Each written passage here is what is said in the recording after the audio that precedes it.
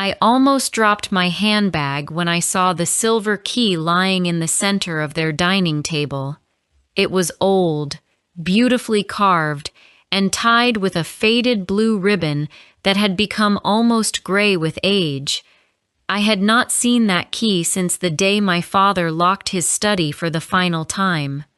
My heart became strangely heavy because I knew there was only one key like it, and somehow it had found its way into a house where it should never have existed. Nobody noticed that I had stopped walking. Clara smiled brightly as she came toward me and wrapped her arms around my shoulders. She looked happier than I had seen her in many years, and I refused to let my surprise take that happiness away. Julian followed her with the same warm smile he had worn from the first day we met, completely unaware that one small object had already changed the entire evening for me. Nathan Mercer greeted me with confidence that seemed effortless. His wife, Eleanor, welcomed me with gentle kindness before leading everyone into the dining room. Their home was elegant without feeling extravagant. Every piece of furniture had been carefully chosen, and every painting appeared to tell its own quiet story. Yet my eyes continued returning to the old silver key resting beside a crystal bowl in the middle of the table. It was impossible to ignore. Some objects carry more than practical value.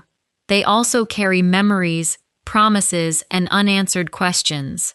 A family photograph can remind people of forgotten happiness, while an old letter can reopen emotions that seemed buried for many years.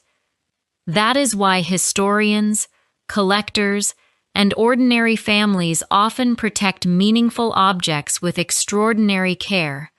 Sometimes a single object tells a more honest story than 100 conversations.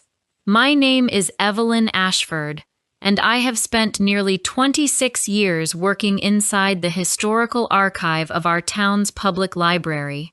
Most visitors believe my work begins and ends with old books, dusty shelves, and forgotten newspapers. They rarely realize that an archive is built to protect evidence rather than memories. Memories become softer with time, but evidence quietly waits for someone willing to examine it carefully. That belief shaped my entire life. I never became wealthy. I never owned a large business or inherited expensive property after my parents passed away. My small brick house near the river had been purchased through years of careful saving, and my old blue sedan carried more scratches than polished paint. I never considered those things a failure because I measured success differently. Peace, honesty, and meaningful work had always seemed more valuable than appearances. Clara often teased me about living such a predictable life. She loved busy cities, modern cafes, and spontaneous weekend trips. She believed every new place offered another opportunity to discover something exciting, while I found quiet satisfaction inside familiar routines. Even though we were different in many ways, our relationship remained close because we respected each other's choices instead of trying to change them. About 18 months earlier, she introduced me to Julian Mercer. He arrived carrying flowers for me instead of chocolates, explaining that flowers lasted longer inside pleasant memories than sweets ever could. That small decision impressed me because it felt thoughtful rather than rehearsed. During dinner, he asked questions about restoration work, handwritten manuscripts, and local history instead of speaking endlessly about his own achievements. I left that evening believing my daughter had found someone with genuine kindness. Over time, that opinion became stronger.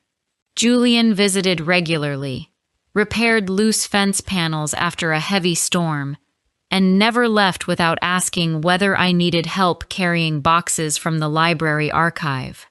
He listened carefully whenever I described unusual discoveries among old records, even though many younger people considered such stories boring. His curiosity felt sincere, and sincere curiosity often reveals quiet intelligence. Curiosity is one of the most valuable habits anyone can develop while learning a language or understanding people. Curious individuals notice details that others ignore because they continue asking simple questions instead of accepting easy answers. The difference between assumption and understanding often begins with one additional question. That habit has protected me from many mistakes throughout my life. 3 months before that dinner, Clara arrived at my house carrying wonderful news. Julian had proposed during a visit to an old botanical garden outside the city. She looked happier than I had ever seen her, and I celebrated with genuine excitement because I believed she had chosen someone worthy of her trust. When she invited me to meet Julian's parents, I accepted immediately without the smallest hesitation. Looking back now, I often wonder whether life quietly recognized the truth before I did. The drive to the Mercer estate took almost 40 minutes. As I followed the winding country road, dark clouds slowly gathered above the distant hills. Although the weather forecast had promised clear skies until midnight, the air felt unusually still, and even the birds seemed quieter than normal. I have never believed that storms predict human events, yet that evening carried a silence I could not explain. Nathan welcomed me warmly the moment I arrived. His handshake was confident without becoming aggressive, while Eleanor immediately offered tea before introducing me to several relatives who had already gathered for dinner. Everyone appeared relaxed and cheerful. Laughter moved naturally through the house, and soft piano music played somewhere beyond the hallway. It looked exactly like the kind of evening every mother hopes her daughter will enjoy before her wedding. Then I saw the key. It rested on the table as though it belonged there. I recognized the tiny crack near the handle, the faded ribbon tied around its neck, and the small letter A engraved beneath the decorative pattern.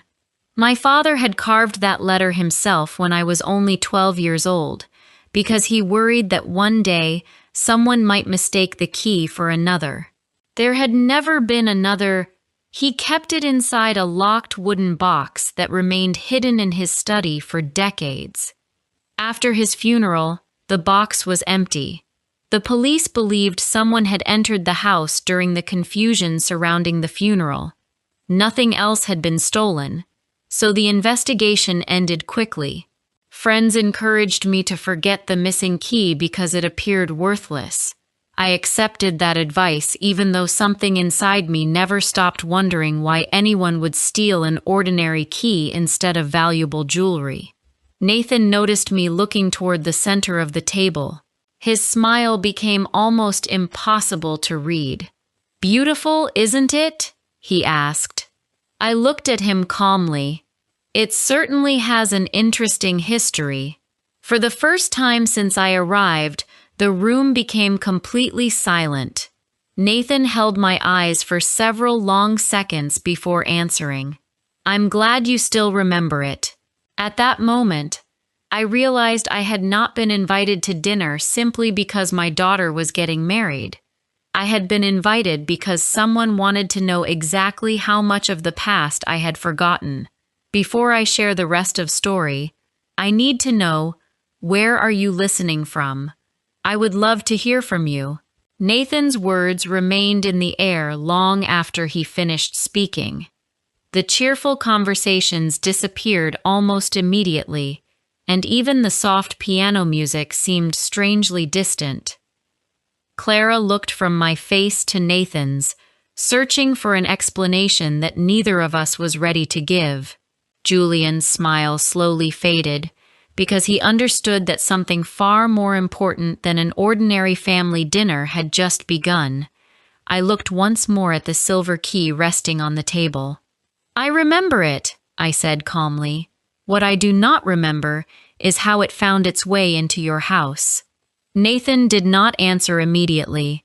Instead, he invited everyone to take their seats for dinner, as though nothing unusual had happened.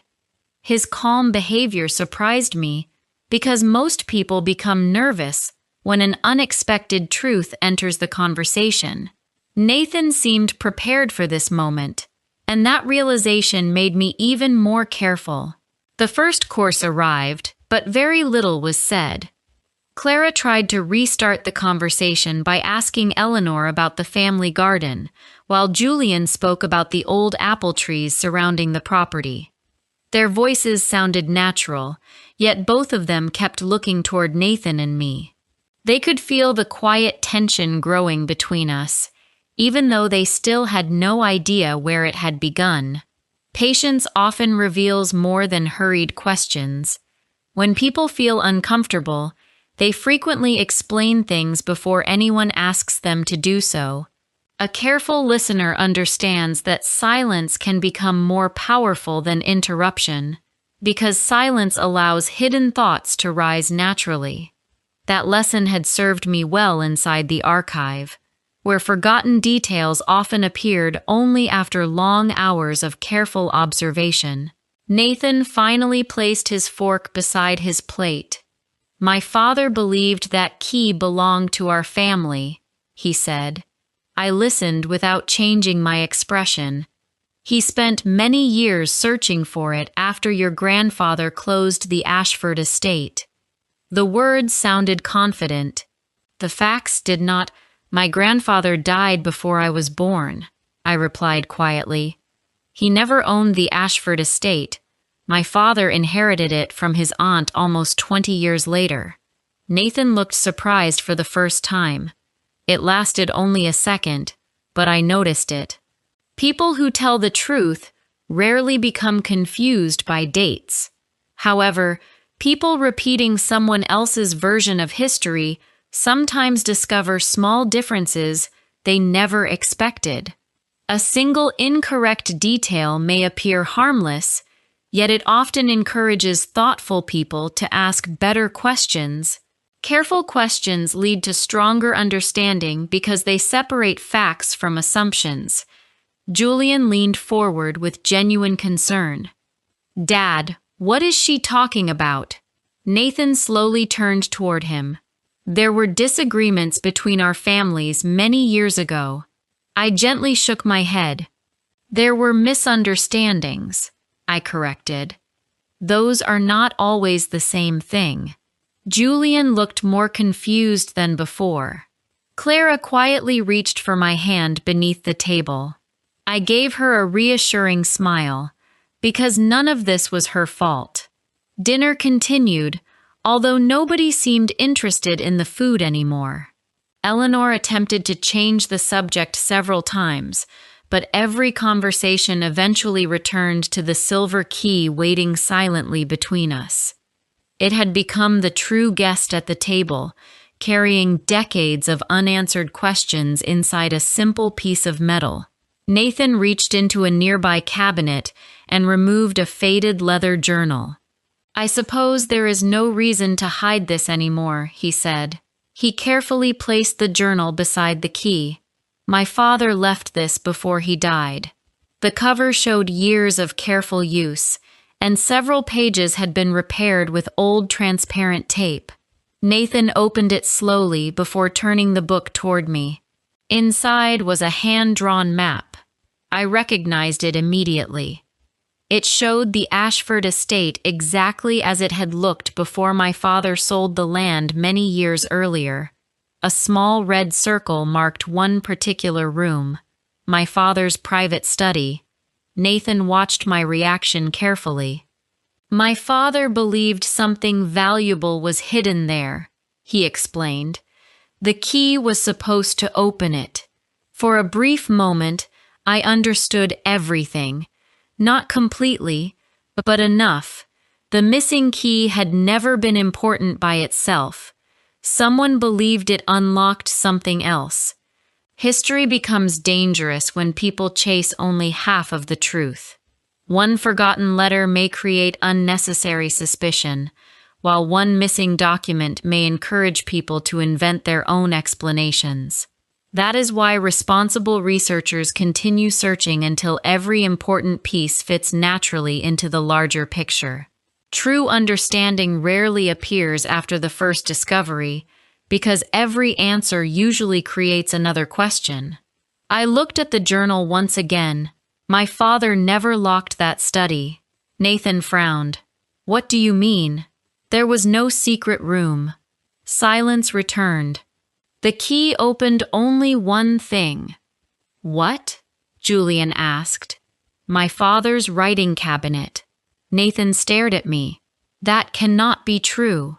It is. He searched for years. I know. You knew? I nodded slowly. My father told me everything during the final week of his life. Nathan looked as though the floor beneath him had suddenly become uncertain. What was inside the cabinet? Eleanor asked quietly. I did not answer immediately. Instead, I remembered that final conversation with my father. He had been weak, but his mind remained perfectly clear.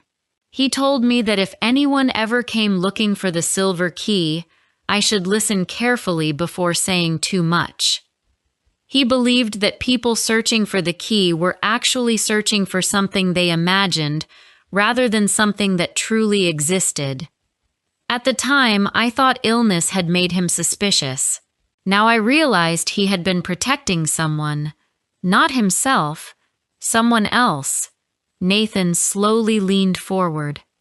Evelyn, he said carefully, what was inside that cabinet? I met his eyes without hesitation. Letters. His expression remained unchanged. Only letters? And one sealed envelope. Nathan's breathing became noticeably slower. What happened to it? I still have it. Nobody spoke. Julian looked at his father with growing concern. Dad, why does that matter? Nathan never answered him. His attention remained fixed on me. The envelope, he said quietly. Have you ever opened it? I shook my head. My father told me never to open it unless someone came looking for the silver key. Nathan closed his eyes. For the first time that evening, the confidence disappeared from his face. When he looked at me again, his voice sounded completely different. Then everything my father believed may have been wrong. I gently rested my hand on the old envelope-shaped mark pressed into the journal's final page. No, I said softly.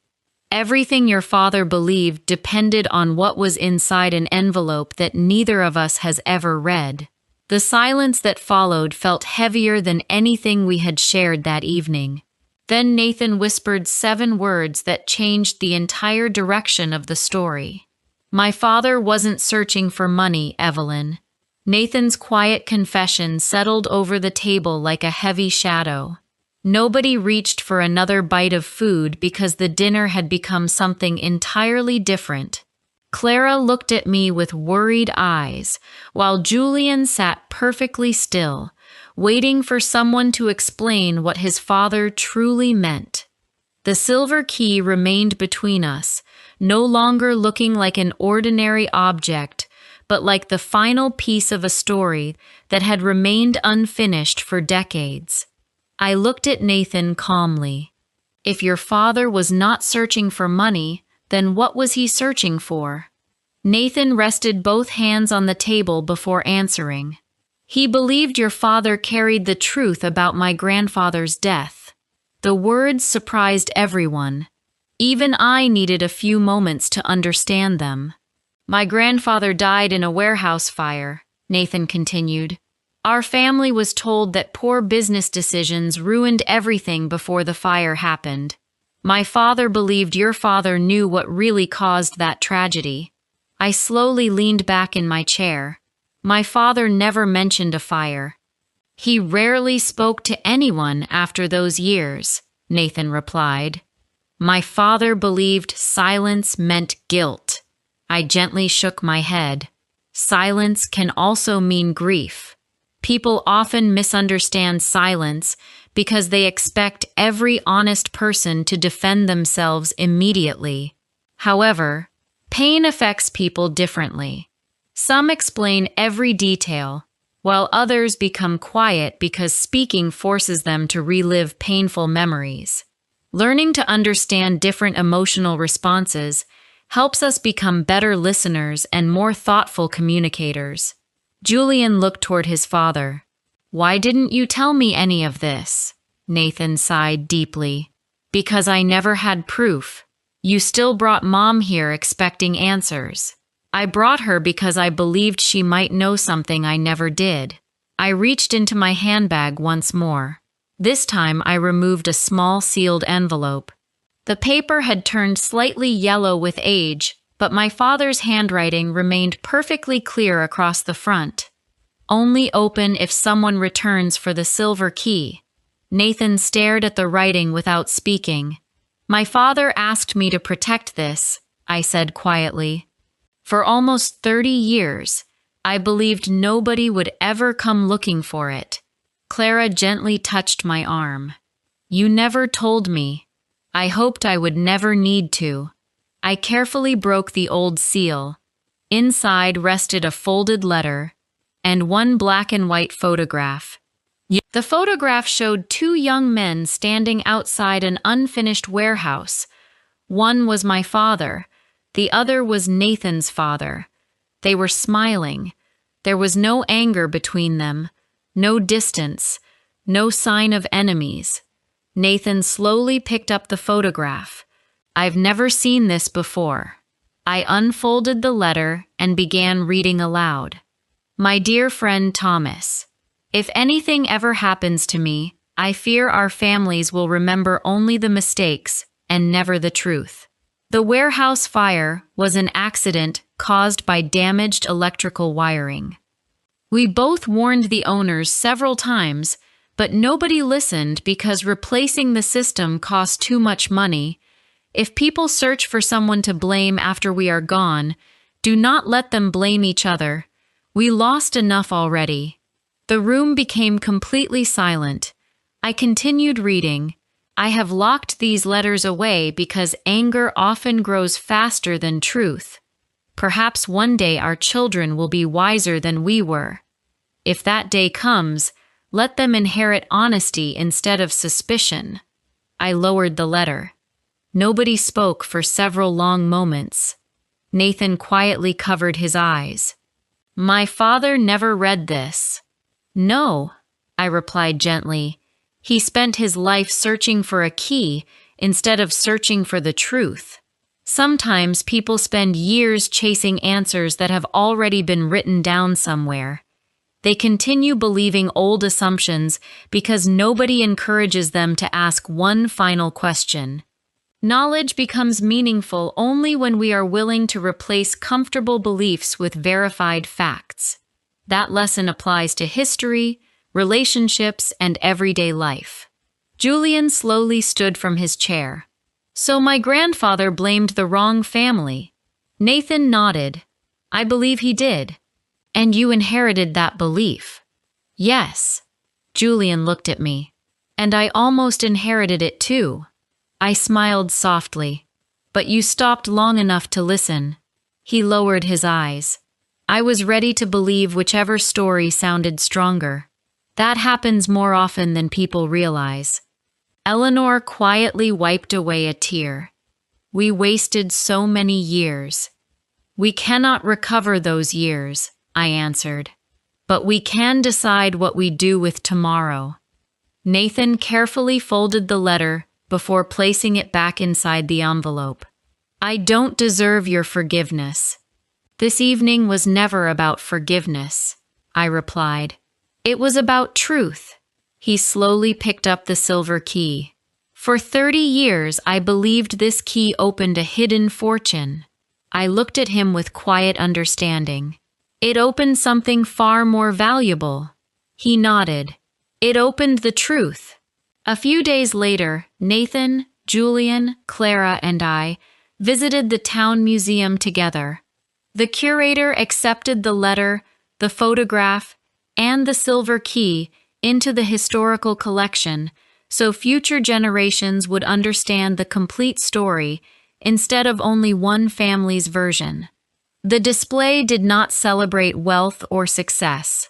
It honored honesty, friendship, and the courage to correct a mistake before another generation inherited it.